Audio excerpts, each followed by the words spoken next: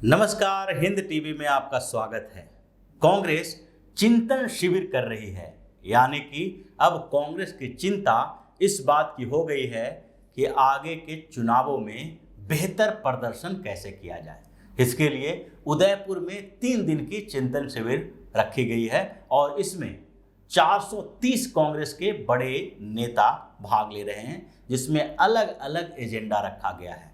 लेकिन जिस तरह से कांग्रेस के चिंतन शिविर का इतिहास रहा है, उससे यही लगता है कि उदयपुर के चिंतन शिविर का नतीजा भी पहले की तरह ही होगा और अब कांग्रेस अगले 10 सालों तक सत्ता से दूर ही रहने वाली है। क्योंकि जब जब कांग्रेस ने चिंतन शिविर किया है, कांग्रेस की चिंता बढ़ी है और अगले कुछ सालों तक कांग्रेस और भी कमजोर हुई है। ये कुछ समय पहले की नहीं, बल्कि हम बात कर रहे हैं 1998 से लेकर अभी तक के किए गए कुछ चिंतन शिविर का। उस समय कांग्रेस की जो स्थिति थी वो सुधरने के बजाय और भी बिगड़ गई थी। याद कीजिए 1998 से पहले का वो दौर, जब 1991 में कांग्रेस की सरकार बनी और उसके बाद 1996 में कांग्रेस का स्थिति खराब हो गई। 1996 के चुनाव में कांग्रेस को 92 सीटों का नुकसान उठाना पड़ा। कांग्रेस 141 सीटों पर लोकसभा चुनाव में सिमट के रह गई और 1996 में उस समय सीताराम केसरी को अध्यक्ष बनाया गया था। यानी कि कांग्रेस की परंपराएं थोड़ी तो टूटी थी राजीव गांधी के बाद, और उस समय चूंकि सोनिया गांधी सक्रिय राजनीति में आने के लिए तैयार नहीं थी, इसलिए राजीव गांधी के बाद पीवी नरसिम्हा राव को पीएम बनाया गया और कांग्रेस का अध्यक्ष भी बनाया गया। लेकिन 1996 में कांग्रेस का अध्यक्ष सीताराम येचुरी को बनाया गया और उस समय तक कांग्रेस लगभग बहुत बुरे दौर से गुजर रही थी।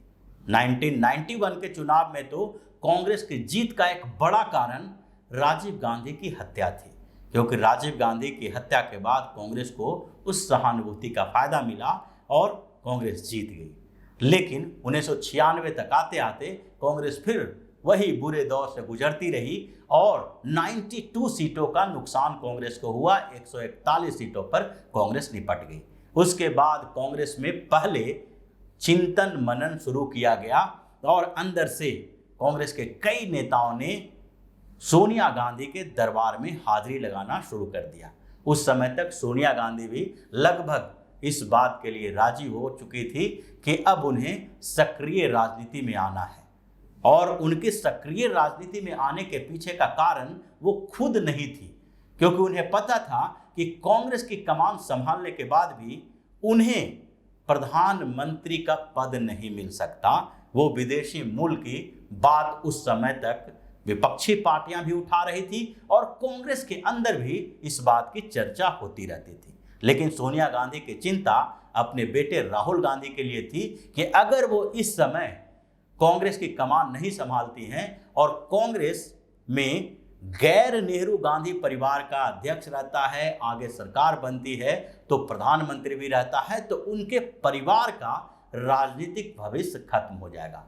इसलिए मान मनौवल के बाद 1998 में सोनिया गांधी ने कांग्रेस के अध्यक्ष बनने की बात मान ली और वो कांग्रेस के अध्यक्ष बन गए। इसके बाद उन्होंने एक चिंतन शिविर का आयोजन किया कि कांग्रेस अब आगे कैसे बेहतर प्रदर्शन कर सकती है।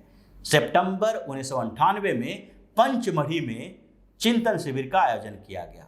फिर वही सारे घिसे पेटे मुद्दे थे वहां, और वही मुद्दे आगे बताएंगे कि उदयपुर के चिंतन शिविर में भी है। उस समय भी जो 14 पॉइंट का एजेंडा लाया गया था, उसमें यही एजेंडे थे जो अब के हैं। उसमें भी युवाओं की भागीदारी की बात की गई थी, उसमें भी SC ST OBC को रिजर्वेशन देने की बात की गई थी कांग्रेस के अंदर। यानी नीचे के स्तर से लेकर ऊपर के स्तर तक, जिला स्तरीय टीम हो या फिर केंद्रीय टीम, उसमें SC ST और OBC के नेताओं को तवज्जो दी जाएगी। इसके अलावा उसमें भी ये बात की गई थी कि कांग्रेस नफरत की राजनीति के खिलाफ लड़ेगी। उस समय भी भारतीय जनता पार्टी से खतरा बताया जा रहा था क्योंकि इनको लग रहा था कि आरएसएस, बीएचपी के साथ साथ भारतीय जनता पार्टी ने धीरे धीरे एक ऐसा माहौल बनाया है जो कांग्रेस के प्रतिकूल जा रही है। उसमें भी नफरत की राजनीति की बात की गई थी और साथ ही साथ उसमें कई और सुधार की बात की गई थी जो आज भी है, यानी कि कांग्रेस के पार्लियामेंट्री बोर्ड में सुधार किया जाएगा। यहां तक कि उसमें तो यह भी कहा गया था कि जनसंख्या नीति लागू की जाए। 2000 के बाद अगर किसी भी जो नेता हैं उनके 2 से ज़्यादा बच्चे होते हैं तो उनको टिकट नहीं दी जा सकती है। परिवारवाद की बात उस समय भी की गई थी कि कांग्रेस के जो भी नेता हैं उनके परिवार से एक ही व्यक्ति को टिकट दिया जाए। उस समय भी उम्र की बात की गई थी, लेकिन चिंतन शिविर का नतीजा सामने जो आया वो सिफर था। 1998 के सितंबर में जो चिंतन शिविर की गई और 1999 में फिर से चुनाव हुआ। 1999 के चुनाव में कांग्रेस पहले से भी बेकार प्रदर्शन कर पाई। उस समय जो पिछले चुनाव में कांग्रेस को 141 सीटें मिली थी वो घटकर 114 पर सिमट गई, यानी कि चिंतन शिविर के बाद कांग्रेस का प्रदर्शन थोड़ा बेहतर होना चाहिए था, वो घट के और भी खराब हो गई। 1998 के बाद यानी कि चिंतन शिविर के बाद कांग्रेस सत्ता से दूर ही रही और 99 से लेके 2004 में जब अटल बिहारी वाजपेयी प्रधानमंत्री रहे तो कांग्रेस की स्थिति जस की तस रही। हालांकि 2004 में फिर से कांग्रेस सत्ता में आई, उसके अलग अलग कारण थे, क्योंकि उस दौरान भी वाजपेयी की सरकार तो थी लेकिन भारतीय जनता पार्टी को पूर्ण बहुमत नहीं मिला था, जिसके कारण कई बड़े फैसले भाजपा की सरकार नहीं ले पाई। अटल बिहारी वाजपेयी भी हमेशा माया ममता के बीच झूलते रहे। कभी भी कोई भी पार्टी उनसे समर्थन लेने की वापस लेने की धमकी दे देती थी। इसके कारण कांग्रेस का जीत हुई और फिर इसके बाद 2014 तक कांग्रेस की सरकार रही। 2014 के चुनाव से पहले जब उनकी सरकार ही थी तो 2013 में कांग्रेस को लगने लगा था कि अब फिर से सरकार नहीं बनेगी और इसके लिए 2013 में जयपुर में फिर से चिंतन शिविर का आयोजन किया गया। वो भी चिंतन शिविर ऐसा ही था जिसमें से इन्हीं एजेंडे पर बात की गई थी। इसमें एक और मामला सामने आया था, वो था भ्रष्टाचार के खिलाफ जंग छेड़ने की। कांग्रेस के ऊपर भ्रष्टाचार के इतने आरोप लगे थे जिसके कारण अन्ना हजारे का आंदोलन भी हो रहा था, अरविंद केजरीवाल भी उभर के सामने आ रहे थे और देश के अलग अलग हिस्सों में भी करप्शन के मामले आ रहे थे जिसमें कांग्रेस का इन्वॉल्वमेंट था। कोलगेट से लेकर अलग अलग मामले जो सामने आए थे, कोयला घोटाला हुआ, उसके बाद एंथ्रेक्स का घोटाला हुआ, कई घोटाले ऐसे थे जो कांग्रेस के ऊपर धब्बा बन के सामने आ रहे थे। लेकिन जब 2013 का चिंतन शिविर का आयोजन किया गया तो उसमें राहुल गांधी को हीरो की तरह पेश किया गया, क्योंकि राहुल गांधी ने उससे पहले कई बड़े बड़े स्टेटमेंट दिए थे, भ्रष्टाचार के खिलाफ लड़ने की बात की थी, राजनीति को कीचड़ तक कह दिया था और इसलिए ऐसा माना जा रहा था कि इस चिंतन शिविर के बाद राहुल गांधी को प्रोजेक्ट किया जाएगा भ्रष्टाचार के खिलाफ लड़ने वाले कांग्रेस के एक योद्धा के तौर पर।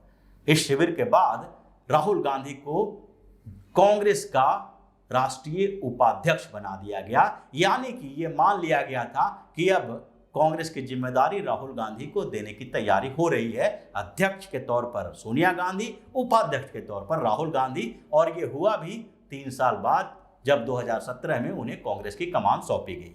लेकिन 2013 में जो चिंतन शिविर हुआ उसका नतीजा भी सबके सामने 2014 में दिखाई पड़ गया। 2014 में कांग्रेस अपने सबसे बुरे दौर में आ गई और केवल 44 सीटों पर कांग्रेस निपट गई, यानी कि कांग्रेस 162 सीटें हार चुकी थी पिछले चुनाव के अपेक्षा। केवल 44 सीट पर, यानी कांग्रेस एक तरह से रीजनल पार्टी की तरह बन गई जब राष्ट्रीय उपाध्यक्ष राहुल गांधी को बनाया गया।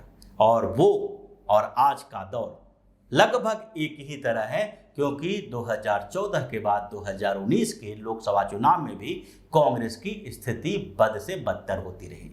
यहाँ तक कि अलग अलग राज्यों में कांग्रेस ने चुनाव लड़ा और हर जगह कांग्रेस एक के बाद एक हार का सामना करती रही, और उससे भी बड़ी बात है कि बुरी तरह से कांग्रेस हारती रही। अब फिर से उदयपुर में चिंतन शिविर का आयोजन किया गया है। 3 दिन तक उन्हीं मुद्दों पर चर्चा की जाएगी जो पहले से होते रहे हैं।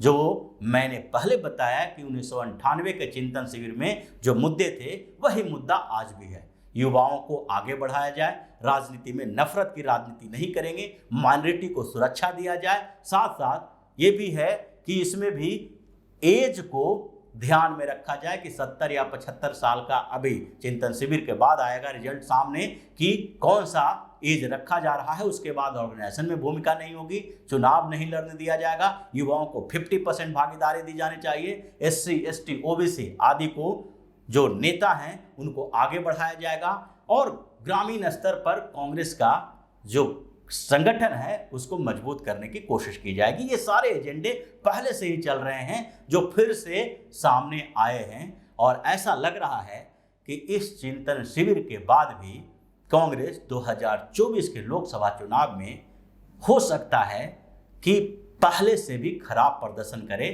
और 20-25 सीटों तक ही निपट जाए, क्योंकि राहुल गांधी पहले ही अमेठी से चुनाव हार चुके हैं और वायनाड से जहां जीते हैं, अब उस क्षेत्र में भी भारतीय जनता पार्टी ने विषाद बिछाना शुरू कर दिया है। अमेठी में उनको हराने वाली स्मृति ईरानी कुछ दिन पहले ही वायनाड पहुंची हुई थी, वहां लोगों से मुलाकात कर रही थी, और उनको वायनाड की जिम्मेदारी भी दी गई है मोदी सरकार की तरफ से। उनको भेजा जा रहा है, बार बार वो दौरा कर रही हैं। यानी अब हो सकता है कि वायनाड से भी कांग्रेस के पूर्व अध्यक्ष राहुल गांधी हार जाए और कांग्रेस की स्थिति पहले से भी बदतर हो जाए, क्योंकि ये कांग्रेस का इतिहास रहा है कि जब जब ऐसी चिंतन शिविर करती रही है, तब तक कांग्रेस का पहले से भी बुरा हाल होता रहा है। तो इसी तरह की खबरों के साथ फिर से हाजिर होंगे। तब तक के लिए बने रहिए हमारे साथ और देते रहिए हमें सहयोग, ताकि इसी तरह की खबर हम आपके लिए लाते रहें। धन्यवाद। अगर आपको हमारा वीडियो पसंद आया हो तो इसे लाइक करें, इस चैनल को सब्सक्राइब करें और हाँ, बेल आइकन भी दबाएं, ताकि आप तक हमारे वीडियो की नोटिफिकेशन पहुंचते रहें। हमसे जुड़े रहने के लिए अपने सुझाव हमें कमेंट बॉक्स में देते रहें। हमें आपके सुझाव का इंतजार रहेगा। हमारे साथ जुड़ने के लिए धन्यवाद।